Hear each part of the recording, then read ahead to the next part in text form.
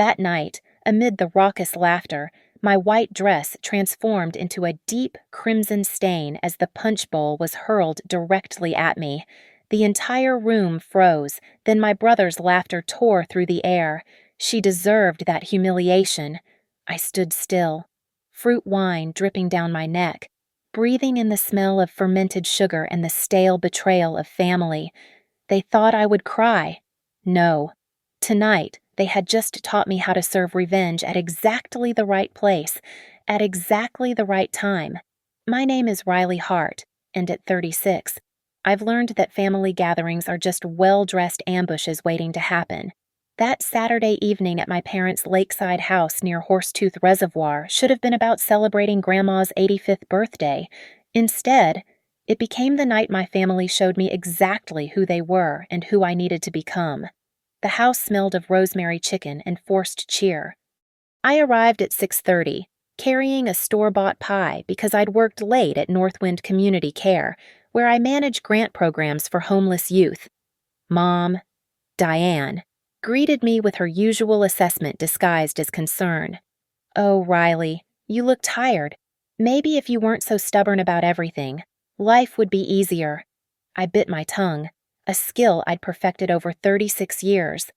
The living room buzzed with extended family cousins, aunts, my father Robert holding court by the fireplace with his golf stories. And there was Cole, my 38-year-old brother, commanding the center of attention as always. His wife Paige sat quietly beside him, her smile as fragile as tissue paper. "There's my little sister," Cole boomed, his voice carrying that edge I knew too well. The moral crusader of Fort Collins, still saving the world one homeless kid at a time, still fixing roofs one inflated invoice at a time. I shot back, unable to resist. The room temperature dropped. Cole's face darkened. 2 weeks ago, he'd asked me to co-sign a $250,000 loan for HeartPro Roofing, his company that had mysteriously lost several city contracts. I'd refused after noticing discrepancies in his financial statements, numbers that didn't add up, insurance claims that seemed inflated. "Family helps family," Diane interjected, her voice sharp. "You could have signed those papers. Riley, sometimes I wonder if you even care about this family." "I care about not committing fraud," I said quietly. The word hung in the air like a lit match near gasoline. Robert suddenly found his drink fascinating. Paige stared at her hands. Cole stood up, all 6'2" of entitled rage. "You always were jealous," he said, moving closer. "Perfect grades, perfect job, but where's your perfect husband?" "Oh, right. He left because you're impossible to live with. 4 years post-divorce, and they still used it as ammunition." I turned to leave, but Cole blocked my path near the punch bowl, Grandma's special raspberry vodka blend that had been flowing all evening. "You think you're better than us." His breath reeked of whiskey layered over wine.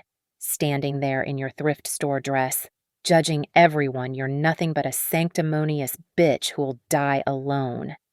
"Cole, that's enough," Paige started. "Shut up." He snapped at her, then turned back to me.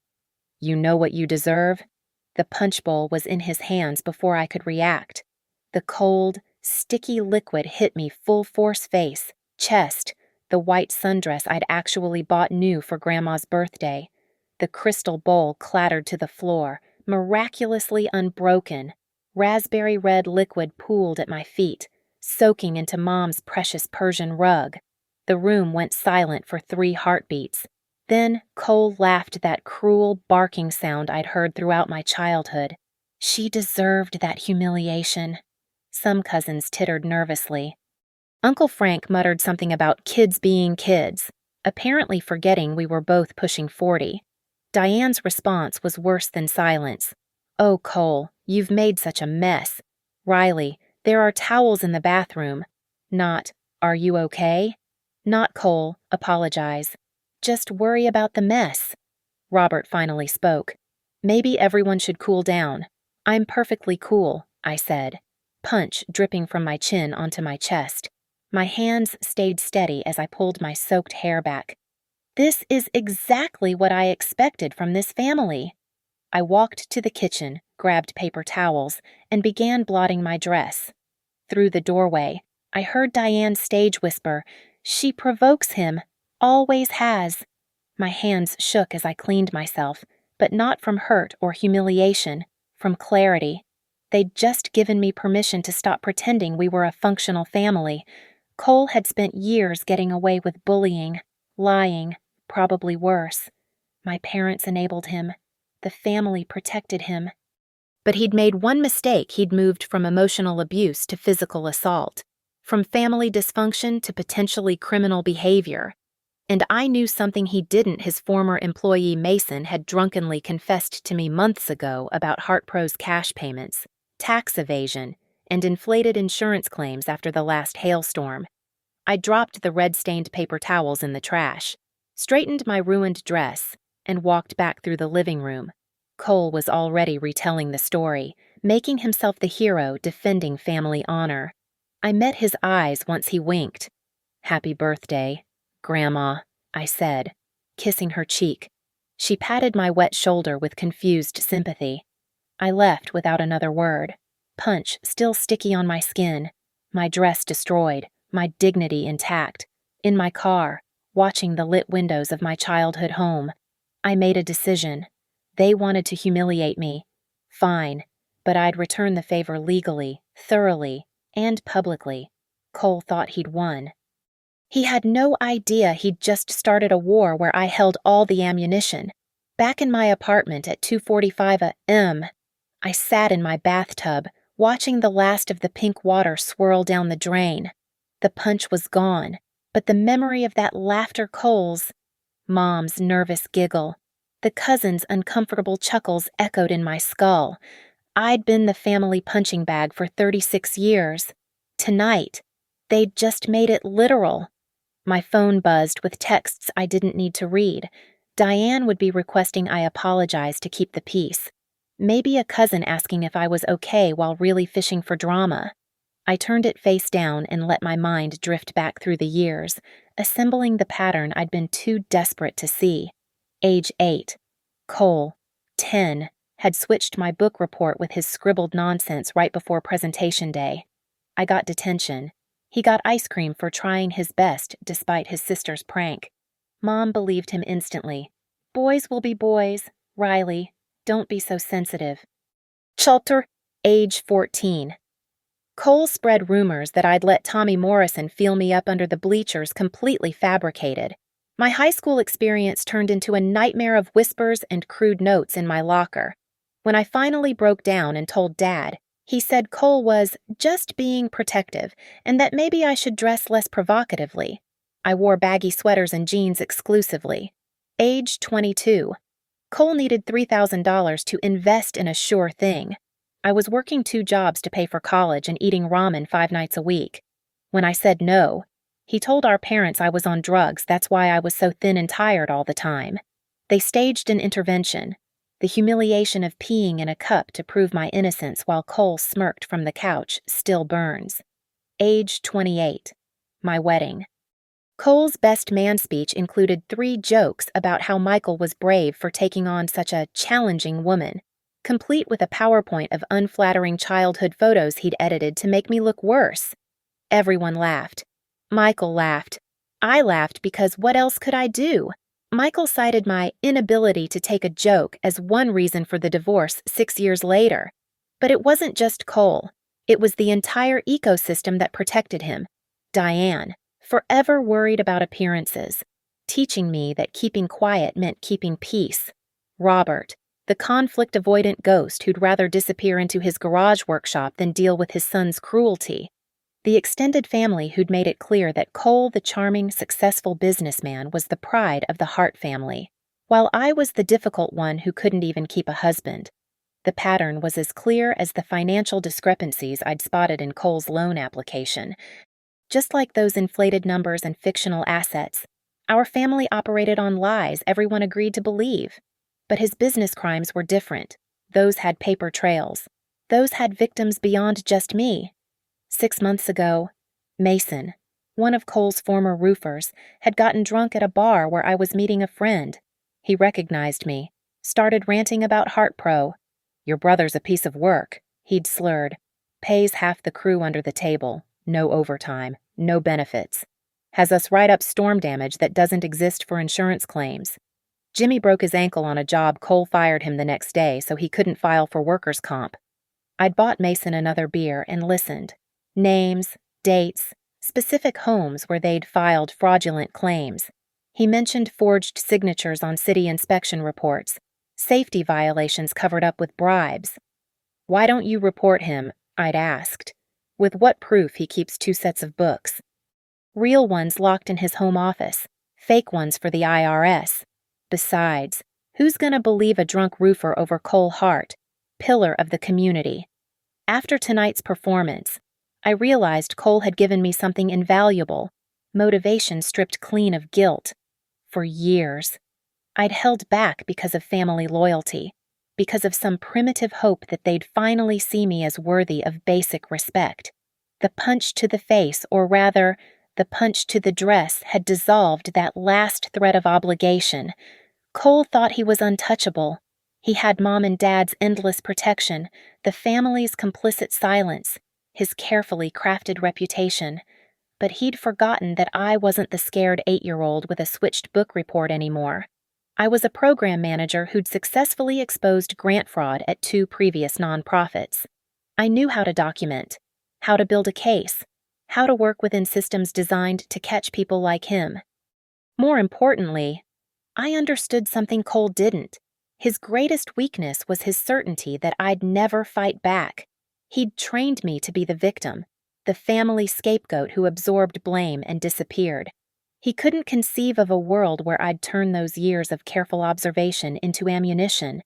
I stood up from the cold bathtub, my skin finally free of the sticky residue. In the mirror, I didn't see a woman who'd been humiliated. I saw someone who'd just been handed permission to stop playing by rules that were rigged against her from the start. My laptop sat on my desk, waiting. I opened a new document and began typing evidence log HeartPro roofing fraudulent practices. Each memory from Mason, each questionable number from Cole's loan application, each red flag I'd noticed but dismissed in the name of family harmony. They thought the punch was the end of the story. Crazy Riley storms off. Family returns to normal. They had no idea it was just the beginning. Cole had taught me patience through years of abuse. My parents had taught me to document everything by never believing me without proof. The family had taught me that their approval was worthless currency. Tomorrow, I'd make some calls. Mason might talk again if approached right. There were other employees, other victims. There were patterns in those insurance claims that someone at the state level would find very interesting.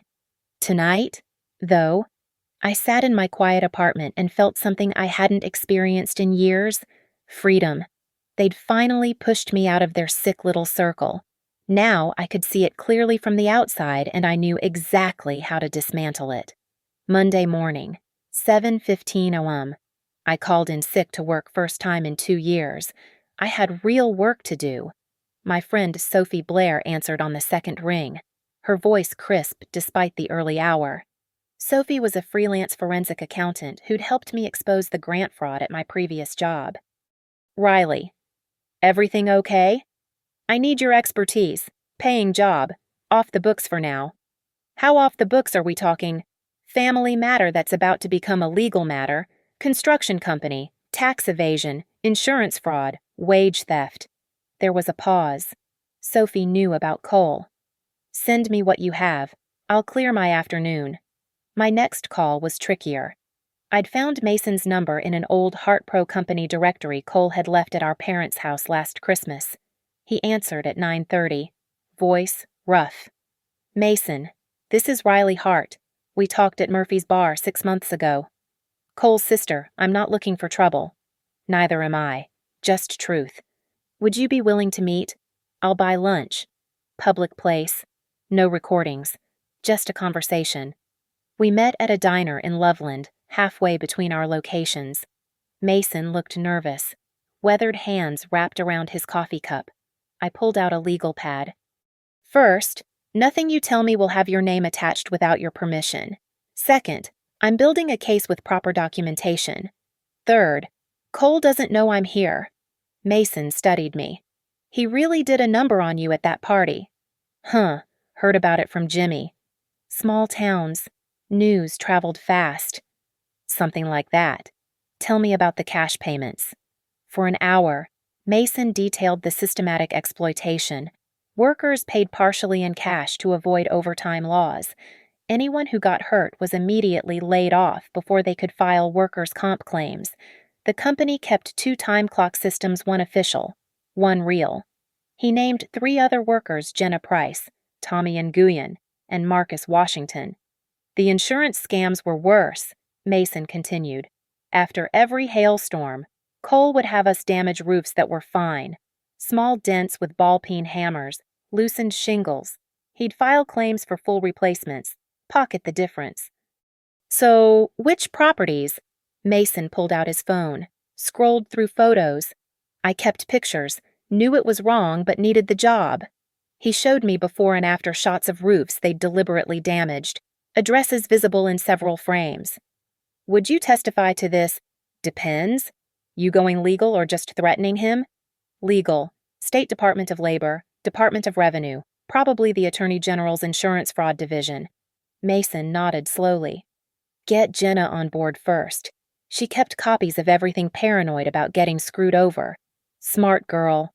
I met Jenna that afternoon at a Starbucks in Fort Collins. She was 28, sharp-eyed, still angry about her treatment at HeartPro.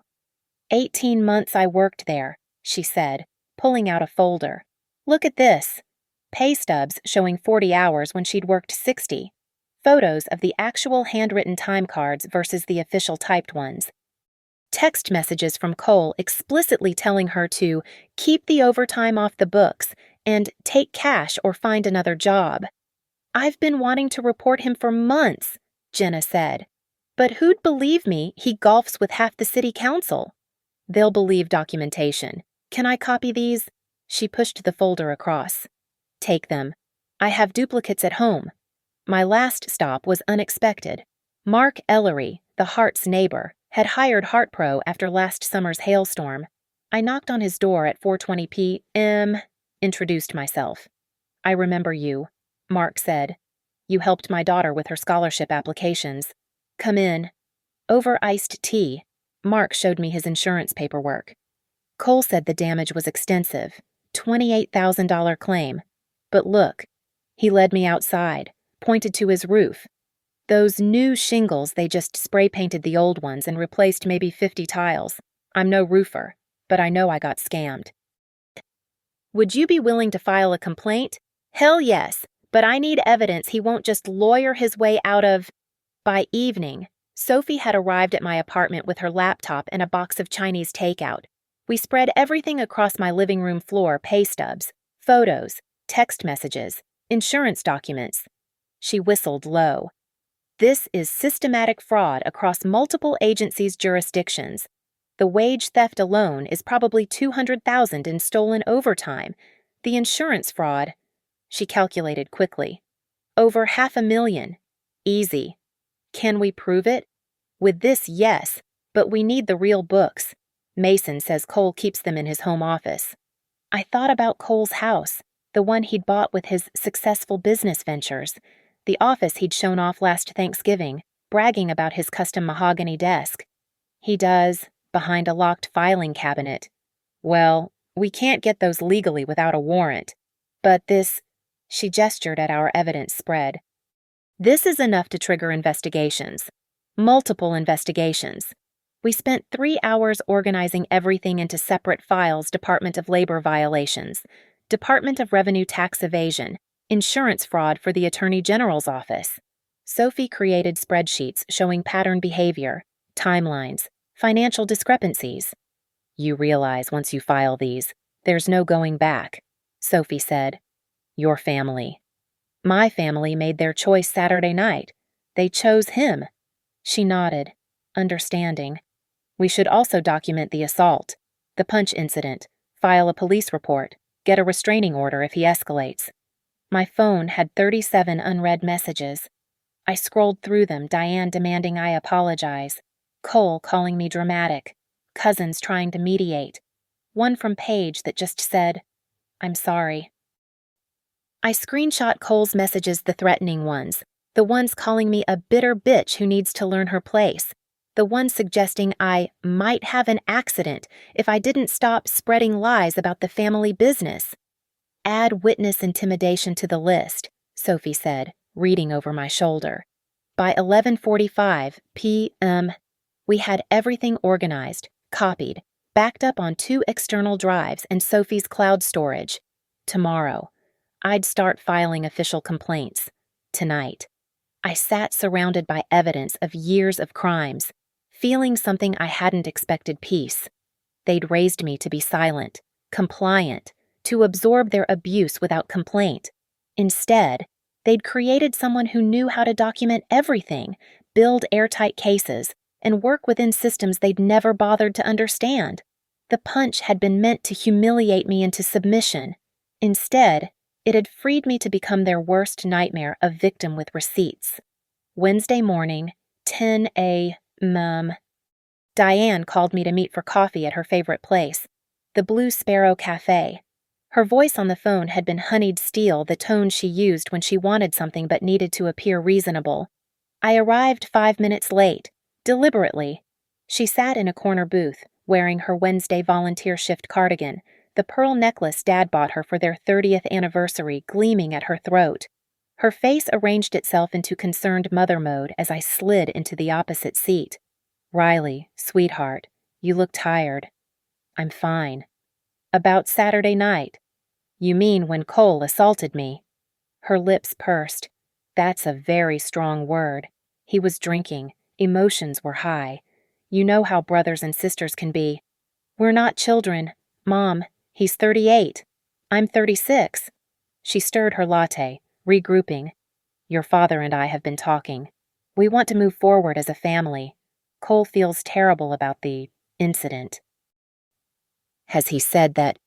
"Well, not in so many words. You know how men are with emotions." She leaned forward, her voice dropping to that conspiratorial whisper she used for family secrets. "Listen, Riley, we're planning to sell the lake house. The market is perfect right now, but we need family unity for the best presentation to buyers. Drama decreases property values." I almost laughed. Even now, it was about appearances and money. "I need you to apologize to Cole," she continued, "not because you were wrong, though her tone suggested otherwise, but because someone needs to be the bigger person. You've always been the smart one, the mature one." "The doormat, you mean?" Her face hardened. "That's unfair. We've given you everything." "You've given Cole everything. The business loan, the car when he crashed his bail that one time." "We don't discuss that." "Of course we didn't. Cole's DUI at 25 had been expunged, thanks to Dad's connections." "I'm not apologizing." "Mom." "Then you're not welcome at family gatherings until you do." The ultimatum hung between us like a sword. She'd wielded it before when I wouldn't lie about Cole cheating on his SATs, when I refused to say his first wife was crazy after he cheated on her, when I wouldn't invest my divorce settlement in Heart Pro. "Okay," I said simply. She blinked, thrown off. "Okay, you'll apologize. Okay, I'm not welcome at family gatherings." My phone buzzed. A text from Robert. "Your mother means well. Just smooth things over. For me, for him." The man who'd watched his son pour punch over his daughter and said nothing. I showed Diane the screen. "Dad can't even have this conversation himself. He's uncomfortable with conflict. He's uncomfortable with accountability." She stood abruptly, gathering her purse. "You're making a mistake, Riley. Family is everything." "No, Mom. Family is supposed to be everything. There's a difference." She left without paying for her coffee. I wasn't surprised. That afternoon, Cole started his campaign. First, a text at 2:15. "Mom says you're being difficult. Typical." Then, escalation at 3:40. "You always were jealous of me. Successful business. Happy marriage. Parents who actually love me. At 4:20, the threat started. Keep your mouth shut about my business. I know people. Accidents happen. I screenshot everything, forwarding them to Sophie and my new lawyer, Patricia Morse from Riverbend and Lake, whom Sophie had recommended. At 6 p.m., Cole enlisted extended family. My phone exploded with messages. Cousin Janet, your mom is crying. Is this worth it? Uncle Frank, family feuds are silly. You're too old for this. Aunt Linda, Cole told us you're spreading lies about his company. That's defamation, honey. The last one made me laugh. If only they knew what I actually had documented. At 8:30 p.m., Cole appeared at my apartment building. I watched from my window as he pounded on the security door, demanding to be let in. My elderly neighbor, Mrs. Patterson, threatened to call the police. He left, but not before keying my car in the visitor's lot directly in view of the security camera I'd had installed 2 years ago after a break-in. Thursday brought radio silence until noon, when a process server appeared at my office. Cole was threatening to sue me for defamation. Patricia called me, laughing. He's claiming you're spreading false information about his business. Has he seen your evidence? He has no idea what I have. Perfect. This actually helps us. Discovery goes both ways. If he sues, we can legally demand his books, all of them. That evening, I opened a group email from Robert with the subject line, Family Meeting Sunday Mandatory. The body was brief. We're settling this Cole Riley situation once and for all. Sunday, 2 p.m. at the house. Both of you will attend, apologize, and move forward. No exceptions, I replied. I'll attend on 3 conditions. 1. The meeting is recorded. 2. Cole maintains 10 feet distance from me at all times. 3. Any further threatening messages result in me filing a restraining order. Cole's response was immediate and public. Drama queen as always. Fine. Can't wait to expose your lies to everyone. Friday afternoon, I met with Patricia to review everything. She'd added a private investigator to the case. Someone who'd already discovered Cole had opened 3 credit cards in Paige's son's name, Tyler, 15 years old, now saddled with $12,000 in debt he didn't know existed. This changes things, Patricia said. Identity theft of a minor. That's federal. Paige doesn't know. According to the PI, she's about to find out. Credit card company called their house yesterday. I thought about Paige's apology text, her tired eyes at every family gathering, the way she flinched when Cole raised his voice. Maybe I'd have an unexpected ally soon. My phone buzzed, another unknown number, but I recognized the message style immediately. Cole, using burner phones now. You think you're smart, I own this town. You're nobody, a dried-up social worker with daddy issues. After Sunday, you'll wish you'd taken Mom's offer. I added it to the file. Every threat was more evidence. Every escalation proved my case. Saturday night. I couldn't sleep. I organized my evidence binders, reviewed my notes, prepared for whatever ambush they'd planned for Sunday's family meeting. They thought they were staging an intervention to break me. They had no idea I was about to document every minute of their enabling, their threats, their conspiracy to protect Cole at any cost. My phone rang at 11:58 p.m. Paige. Riley, can we talk? Not on the phone. Tomorrow morning, before the meeting. Where? That park near your apartment. Ada, I'll bring coffee. After we hung up, I sat in my dark living room, evidence boxes stacked around me like fortress walls. Tomorrow, they'd try to break me back into the family mold silent, compliant, accepting of abuse. They'd failed to realize I'd already broken free. Now I was just gathering evidence of them trying to drag me back. Sunday morning, 7:55 a.m. Paige sat on a bench at Riverside Park, 2 coffee cups beside her. She looked like she'd aged 5 years in a week, dark circles, trembling hands, her usually perfect hair pulled into a messy bun. When she saw me, her face crumpled. Tyler's college fund, she said without preamble. Gone. But that's not even the worst part. She pulled out her phone, showed me credit card statements. 3 cards in Tyler's name, $12,000 in debt. He's 15. Riley, 15. The credit card company called Friday because Cole missed a payment. Have you confronted him? I did more than that. She opened her purse, pulled out a flash drive. I copied everything from his home office. Both sets of books, the real ones and the fake ones. Email correspondence with city officials about bribes. Photos he took of damaged roofs before and after his crew made them worse. My hands shook as I took the drive. Paige, this is evidence. I know. I also have this. She pulled out a manila envelope, thick with documents. Payroll records showing the cash payments. Screenshots of him teaching new employees how to falsify time cards. And Riley. Her voice dropped. There's more. He's been having an affair with his office manager, Bethany, using company funds for her apartment, trips, jewelry. I have receipts. Why now? Why help me? She laughed bitterly. Help you, I'm helping myself. I've been documenting for 2 years, waiting for the right moment. When he stole from Tyler, that was it. But I needed someone with connections, someone who'd actually follow through. You're the only person in this family with a spine. What about the meeting this afternoon? Oh, I'll be there. Playing the supportive wife one last time while I finalize the divorce papers. My lawyer says with the identity theft, I'll get full custody and he'll be lucky to get supervised visitation. She handed me another envelope. That's everything Mason told you about, but with documentation. I was Cole's bookkeeper before Bethany. I know where every body is buried. Inside were pay stubs, both versions, time cards with Cole's handwriting ordering adjustments, a spreadsheet showing the difference between reported and actual hours over $300,000 in stolen wages over 5 years. There's also this. She pulled up a video on her phone. Cole at a bar with other contractors, drunk, bragging.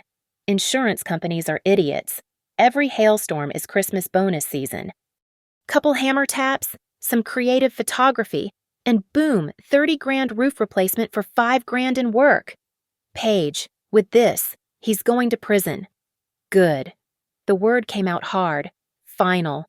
Do you know what it's like living with him walking on eggshells, watching him destroy people and having to smile about it? Your family thinks he's so charming. They never see him at 2 a.m. drunk, screaming about respect, throwing things. Has he hit you? Not yet, but Tyler tried to defend me last month when Cole was screaming, and Cole shoved him into a wall. That's when I started planning my exit. We sat quietly for a moment, watching joggers pass. Then Paige spoke again. Sophie Blair called me yesterday, said you were building a case. I told her I'd testify, provide evidence, whatever you need. You know the family will turn on you. They already have. Diane called me Friday night, warning me not to enable Riley's jealousy. Said if I was a good wife, I'd stand by Cole no matter what. She shook her head. No matter what. Even stealing from children, apparently. I pulled out my phone, called Patricia. Can you meet us? Now we have new evidence that changes everything. Patricia arrived 30 minutes later, reviewed everything quickly, her expression shifting from interest to amazement to calculation. With this, we're not just looking at state charges. Federal wire fraud, identity theft of a minor, tax evasion over state lines if he used any of this money across borders. She looked at Paige. You're willing to testify. I'm willing to bury him. We spent the next 2 hours at Patricia's office. She brought in her PI, a retired FBI agent named Jim Torres, who whistled when he saw the evidence. This is RICO territory, he said. Pattern of racketeering activity. If he's bribing city officials, that's public corruption. Sophie arrived at 10:30, took one look at the flash drive's contents, and said, We need to file tomorrow morning, first thing, before he has any chance to destroy evidence or move money. What about the family meeting? I asked. Patricia smiled. Go, record everything. Let him threaten you in front of witnesses. Let your parents defend him. Get it all documented. At noon, I updated my formal complaints, adding the new evidence. Patricia prepared cease and desist orders for Cole's threats, restraining order paperwork, and a criminal complaint for the identity theft. "Riley," Paige said as we prepared to leave, "there's one more thing. Cole's been skimming from your parents. That lake house renovation 2 years ago, he charged them $90,000, did maybe $30,000 in work. I have the invoices both sets. I thought about my parents, their endless protection of Cole, their demands that I apologize. Good. Include it." At 1:45 p.m., I sat in my car outside my parents' house, voice recorder in my pocket, Patricia on speed dial. Through the window, I could see family gathering, cousins, aunts, uncles, all here to pressure me into submission. Paige pulled up beside me. "Ready. Are you?" She checked her purse, divorce papers tucked inside. "After today, I'm free. We both are." We walked to the door together. Before we could knock, Cole yanked it open, his face red with preemptive rage. "Well, look who decided to show up. The bitter sister and the ungrateful wife." Paige's hand tightened on her purse. I hit record on my phone. "Hello, Cole? Ready for that family meeting." He had no idea how ready I was. Behind us. Patricia waited in her car with federal marshals' contact on standby. Sophie monitored bank accounts for any sudden transfers, and Jim Torres sat outside Cole's office with local PD, waiting for the warrant we'd have by morning. The hunter had become prey. He just didn't know it yet. The next 3 weeks moved like a chess match in accelerated time. While Cole celebrated what he thought was my surrender at the family meeting, I'd stayed silent, let them lecture me, refused to engage Patricia, and her team worked 18-hour days preparing the case. The federal marshals had seized Cole's computers and files Monday morning while he was at a job site. By Monday afternoon, he'd hired Marcus Brennan, the most expensive defense attorney in northern Colorado. But we had something better momentum and truth. Thursday evening, I sat with Patricia and Jim Torres at the law firm, planning what Jim called the stage. The timing had to be perfect. My parents' 40th anniversary party was in 10 days at the Poudre Community Center. Cole had already sent out press releases about receiving a Community Builder Award that night, an honor that didn't actually exist but that he'd created to rehabilitate his image as news of the investigation leaked. "He's also announcing a new city contract," Jim said, showing us Cole's company newsletter. "Except I checked with my contacts at city planning. No contract exists." "He's creating a false narrative," Patricia explained, "making himself look successful and charitable right before potential criminal charges. Classic pre-trial PR move." Sophie looked up from her laptop. "He's also been moving money, transferred $200,000 to an account in Paige's name without her knowledge. Trying to hide assets or maybe set her up as a fall guy. Can we stop it?" "Already done. Federal asset freeze went into effect this morning." My phone buzzed. A text from Diane. "Your father and I are disappointed in your vindictive behavior. Cole told us about your baseless accusations. We've removed you from our will until you apologize and drop this nonsense." I showed it to Patricia. She smiled. "Perfect. Witness intimidation and conspiracy to obstruct justice. Keep those coming." Over the next week, the investigation expanded. 7 more former employees came forward. The Department of Labor opened a formal inquiry. The IRS launched an audit going back 7 years. The State Attorney General's office began investigating insurance fraud. 3 city officials were quietly placed on administrative leave pending investigation of bribery allegations. Cole, meanwhile, doubled down on his public persona.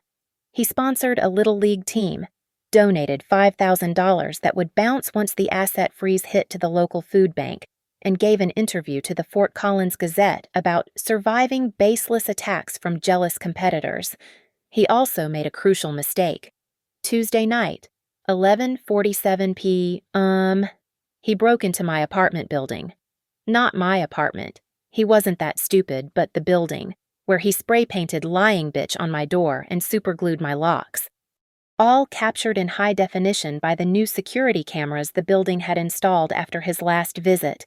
Patricia filed for an emergency restraining order and criminal charges for breaking and entering, vandalism, and violation of the pending order of protection. Cole was arrested Wednesday morning at his office, in full view of his employees and a Denver Post photographer who'd received an anonymous tip. Diane called me, screaming, "You're destroying our family. How could you do this to your brother?" He did it to himself. Mom. He made a few mistakes. Felonies. Mom. He committed felonies. Against children. Against his workers. Against you and Dad. Actually, did you know he overcharged you $60,000 for the lake house renovation? Silence. Then, you're lying. Check your records against actual material costs. Or don't. The FBI will do it for you during asset forfeiture proceedings. She hung up. Thursday brought another gift, Bethany, Cole's office manager and mistress. Flipped. Turned out Cole had been promising to leave Paige for 2 years while stealing from the company accounts Bethany managed. When she learned about the federal investigation and realized she could be implicated, she walked into the FBI office with 3 boxes of records and a recording device she'd been wearing for 6 months. For insurance. The recordings were damning. Cole discussing bribes, laughing about stupid Mexican workers who don't know their rights, planning to frame Paige for embezzlement if needed, and crucially admitting to the insurance fraud. After that hailstorm last year, I made $500,000 in fake claims. Easiest money I ever made. Patricia played me select portions. My brother's voice, casual and cruel, describing how he'd systematically destroyed lives for profit, how he'd targeted undocumented workers specifically because they couldn't complain, how he'd laughed about Tyler's college fund, "Kid doesn't need college, he can work for me." Friday afternoon, the final piece fell into place. The city announced a comprehensive audit of all contracts with HeartPro Roofing going back 10 years. 3 city councilmen were under investigation. The mayor called a press conference distancing himself from Cole, despite golf photos from just 2 months ago. I met with Patricia to review our presentation for the anniversary party. "We can't share evidence from an ongoing federal investigation," she said. "But we can share public records, the filed complaints, the arrest record, the civil suits from employees." "Will it be enough? You want to destroy his reputation? We have dozens of victims willing to speak." Jenna Price agreed to attend and read her statement. Mason will be there, 3 other workers. Paige will serve divorce papers publicly, and, she smiled, Judge Harrison issued the indictments under seal. They'll be unsealed Monday morning. But Cole doesn't know that. He still thinks he can win this. I thought about the Community Builder Award Cole was planning to give himself tomorrow night. The speech he'd undoubtedly prepared about overcoming adversity. The room full of people who'd applaud him while whispering about our family drama. "Let's make sure he remembers this anniversary forever," I said. Patricia handed me a flash drive. "This is your presentation. Facts only. All public record. 15 minutes that will dismantle everything he's built on lies." That night, I stood in my apartment, looking at the vandalized door I hadn't cleaned yet. "Lying bitch," in red spray paint. Cole's final gift before his arrest. Tomorrow. Those words would become evidence in a federal case. Tomorrow, his victims would speak. Tomorrow, the man who'd tormented me for 36 years would learn what real consequences looked like. My phone lit up with a text from Paige. "Just put Tyler to bed. Told him we're free after tomorrow." He said, "Finally. Mom. Finally. Finally." Indeed. Saturday evening, 7 p.m., the Poudre Community Center glowed with string lights and forced celebration. I stood outside with Patricia, Paige, and 5 of Cole's former employees, watching through the windows as my family's delusion played out in real time. Diane floated between guests in her anniversary dress. Robert glad-handed city officials who didn't yet know they were under investigation. And Cole, out on bail since Thursday, stood at the podium adjusting his microphone for his big moment. "Remember," Patricia whispered, "let him dig his own grave first." We entered quietly through the side door. The room held about 150 people, extended family, business associates, neighbors, local press. Cole had made sure everyone who mattered in Fort Collins would witness his triumph. He just didn't know what kind of triumph it would be. Diane's speech came first. All sugar and lies. 40 years of marriage, blessed with 2 wonderful children. Cole, who built a successful business from nothing and gives back to our community. And Riley, our daughter who works with the less fortunate. The pause before daughter wasn't lost on me. Neither was the dismissive wave of her hand. Cole took the microphone, his smile broad and fake. Thank you all for coming to celebrate my parents. The main doors opened.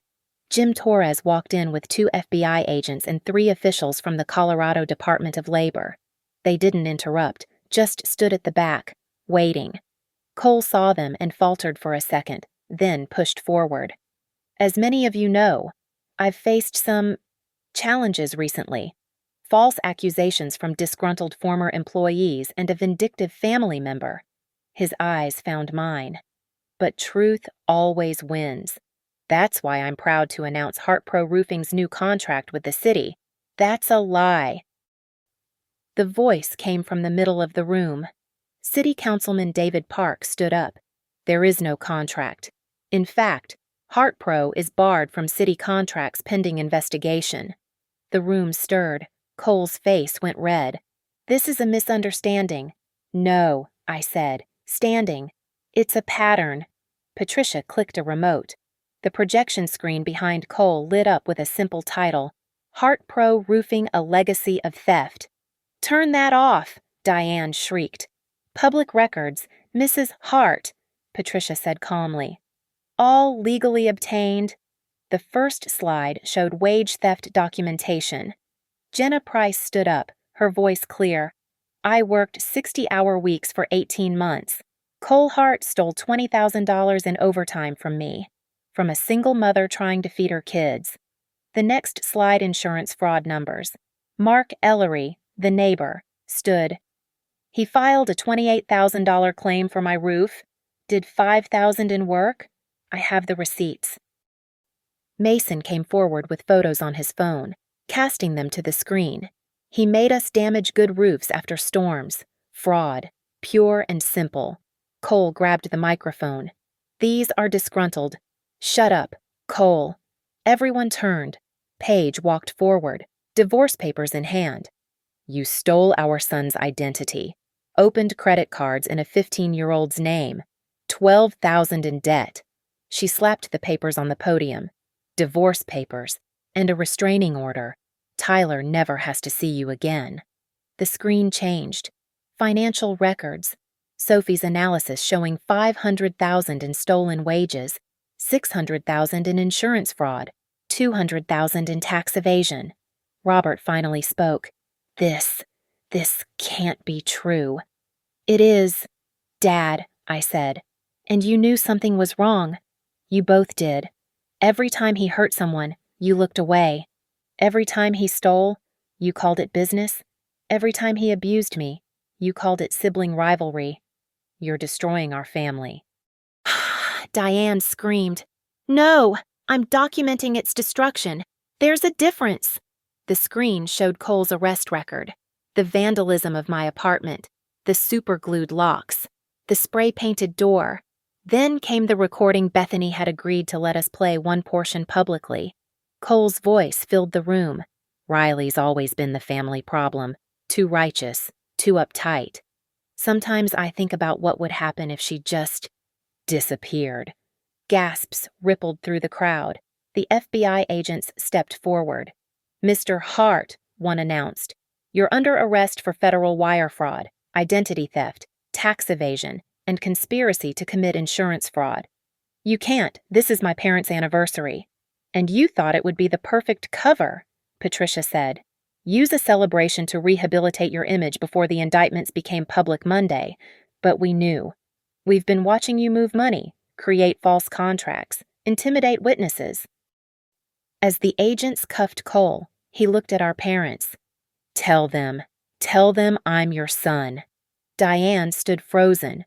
Robert sat down heavily. We know he's your son, I said.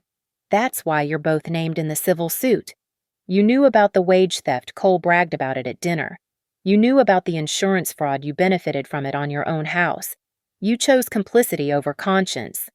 Cole was let out, still shouting about betrayal and jealousy. The room erupted in chaos, guests fleeing, reporters rushing forward, city officials making hurried phone calls. Through it all, I stood calm in the center of the storm I'd created. Patricia handed out information packets to the press.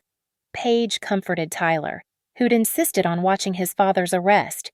The former employees hugged each other, finally validated. Uncle Frank approached me, his face purple. You destroyed this family. No, I revealed what it always was. There's a difference between destruction and disclosure. The projection screen still glowed behind the abandoned podium. The final slide was simple. For those seeking wage theft restitution, contact Riverbend and Lake. Patricia's number below. Diane approached me, mascara running. How could you? He's your brother. And I was your daughter. But you chose him. Every time. For 36 years. We gave you everything. You gave me trauma and called it love. You gave him permission and called it family. She raised her hand as if to slap me. Patricia stepped between us. Assault. Mrs. Hart, your son's already being processed. Want to join him? Diane's hand dropped. She looked at me with pure hatred. You're dead to us. I've been dead to you since I was 8, and Cole switched my homework. Tonight. I just returned the favor. The community center emptied except for law enforcement, lawyers, and victims. The anniversary cake sat untouched. 40 years of love written in golden frosting. Someone had knocked over Cole's Community Builder Award, the fake trophy he'd bought himself. Jim Torres approached me. The indictments will be unsealed Monday. With what we have, he's looking at 15 to 20 years. Your parents might get probation if they cooperate. I nodded, feeling nothing but calm satisfaction. The punch that had started this war seemed like a lifetime ago. Paige appeared at my elbow. We did it. No, I corrected. We documented it. Cole did it to himself. Outside, red and blue lights flashed as Cole was driven away. Through the window, I saw neighbors gathering, phones out, recording everything. By morning, it would be viral, the contractor who stole from everyone, finally caught at his parents' anniversary by the sister he'd tormented. Patricia began packing up the projection equipment. You know they'll never forgive you. I looked at the abandoned anniversary decorations, the overturned chairs, the cake no one would eat. Good. Forgiveness would mean returning to the pattern. I'm done with patterns. As we left, I took one last photo of the scene, the ruins of my family's false empire. Evidence of what happens when truth finally speaks to power. The punch had been meant to silence me. Instead, it had given me the voice to bring down a kingdom built on lies. The rain fell soft and warm that Sunday evening, washing the dust from my car windshield as I sat outside the community center. 24 hours had passed since Cole's arrest. The parking lot that had been full of anniversary guests now stood empty except for my Honda and a dumpster overflowing with golden decorations. Diane had called 17 times. I didn't answer. Her final voicemail was brief. Riley, just my name, sharp as glass, loaded with 36 years of disappointment that I'd finally stopped trying to fix. Robert hadn't called at all. His silence said everything his words never could. I stepped out into the rain, let it soak through my jacket. My phone buzzed an automated email. Case number 2024 CF 0892. Status update investigation proceeding. The system had taken over now. Cole's fate rested in federal hands, not family ones. The vandalized door to my apartment had been replaced yesterday. The building manager, Mrs. Patterson, had hugged me when she saw the new steel door installed. About time someone stood up to bullies, she'd said. She didn't know the half of it. Inside my apartment, I pulled the soggy envelope from my pocket, the one Paige had handed me as the FBI led Cole away. Inside, a single photo, 8-year-old me at Christmas, holding the book report Cole would switch the next morning. On the back, In Paige's handwriting, "You were never the problem. Thank you for showing Tyler that standing up is possible." My laptop sat open on the kitchen table, displaying an email from Patricia. "Riley, final count 47 victims have come forward for wage theft restitution. Insurance fraud exceeds $1.2 million. Cole's assets frozen at $3.4 million, which will go toward restitution after legal fees. Your parents' lake house is being assessed for asset forfeiture given their knowledge of the renovation fraud. The city has launched a comprehensive audit of all contractor relationships. You've started something bigger than just your family. You've started reform." Reform. Such a clean word for such a messy process.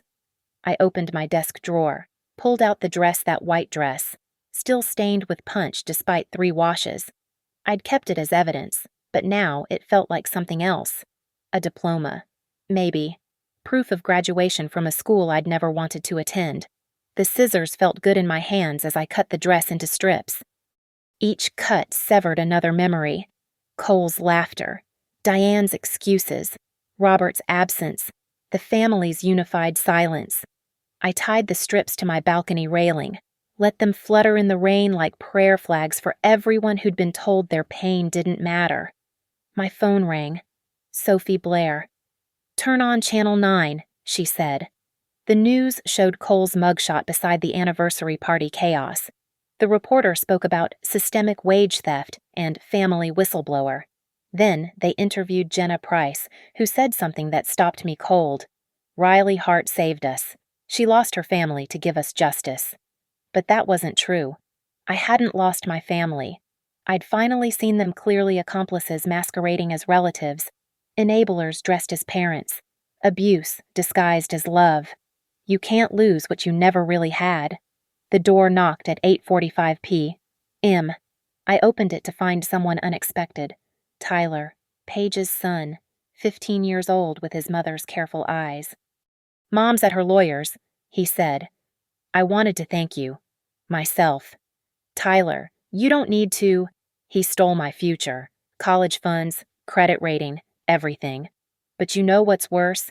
He made me think that's what fathers do. That's what family is. Until yesterday, when I saw you stand up and say no. That's not family. That's crime." He handed me an envelope. Inside, a handmade card with one line, "Aunt Riley, the only real family I've got." After he left, I stood on my balcony watching the rain wash the city clean. Somewhere, Cole sat in federal holding. Somewhere, my parents nursed their wounded reputation. Somewhere, 47 workers would finally get their stolen wages back. And here I stood, drenched and free. The punch had been meant to humiliate me into submission. Instead, it had baptized me into rebellion. They'd taught me to document everything, to never trust without verification, to accept abuse as love. They'd created their own destroyer. My phone buzzed one last time. A text from an unknown number, but I recognized the area code Diane's sister in California. "Heard what happened. Good for you. They did the same to me 40 years ago. I got out.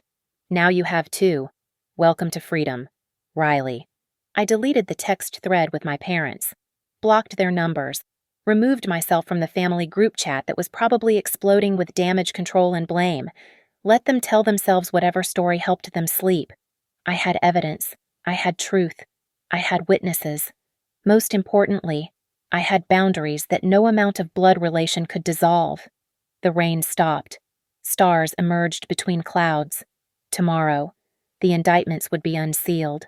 Tomorrow, the civil suits would be filed. Tomorrow, reform would continue. Tonight, though, I opened a bottle of wine red, not punch, and toasted the woman who'd stood in that community center surrounded by complicit family and chosen justice over genealogy. She deserved that drink. She deserved that victory. They'd raised me to be silent. Instead, I became the evidence that buried them. The punch that started this war had long since been washed away, but its stain had become my badge of honor, proof that sometimes the best revenge isn't served cold. Sometimes it's served with federal warrants, financial audits, and 47 witnesses who finally had their voices heard. I closed my eyes, feeling the weight of 36 years lift from my shoulders. Tomorrow would bring its own battles. Tonight, for the first time in my life, I was no one's scapegoat, no one's victim, no one's family disappointment. I was just Riley Hart, and that was exactly enough. Thank you for listening to my story. I'd love to know where in the world you're hearing this. Drop a comment below and let's connect. If this story resonated with you, please subscribe to the channel and share your thoughts. Have you ever had to stand up to family members who crossed the line? Your experiences matter, and I'd love to hear them. Remember, family isn't about blood, it's about respect, boundaries, and truth.